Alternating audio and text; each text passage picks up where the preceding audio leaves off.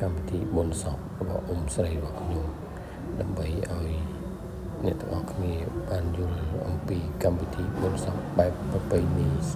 ប្រជាពលរដ្ឋដែលគាត់រស់នៅចង្កាត់មាត់ញោកការដែលខ្ញុំលើកយកវីដេអូដ៏ក្រៀមក្រំនេះមកបរិយាយមិនមែនដើម្បីផ្សព្វផ្សាយរឿងដើម្បីធ្វើជាឯកសារនិងទុកជាកម្រងអនុស្សាវរីយ៍ដើម្បីមើលនៅពេលក្រោយថាពិធីបុណ្យសពបែបប្រពៃណីខ្មែរយើងមានសម្បូរបែបនិងជាសិល្បៈនៃការរស់នៅរបស់ប្រជាពលរដ្ឋនៅតាមតំបន់នីមួយៗមើលសកម្មភាពរបស់ពួកគាត់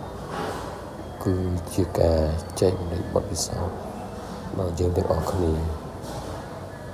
ពិតណាស់ជីវិតមនុស្សម្នាក់យើងគឺកិច្ចបំផុតពីសេចក្តីស្លាប់ទេតែប្រពៃណីវប្បធម៌របស់យើងគឺនៅជាមួយមនុស្សរហូតតាំងពីកើតការនិងការស្លាប់គឺមានតែប្រពៃណីនិងទំនៀមទម្លាប់នេះហើយដែលធ្វើឲ្យមនុស្សមានការរីកចម្រើនបាទហើយនេះក៏ជា QR code ដែលខ្ញុំបានដើម្បីដាក់ឲ្យបងប្អូនបរិច្ចាគ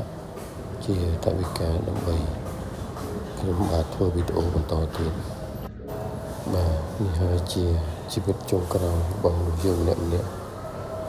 គួរណាស់យើងធ្វើអំពើល្អនិងសាងតែរឿងល្អដើម្បីបន្សល់នូវកេរ្តិ៍ឈ្មោះទោះយើងស្លាប់ក៏ដោយក៏កេរ្តិ៍ឈ្មោះរបស់យើង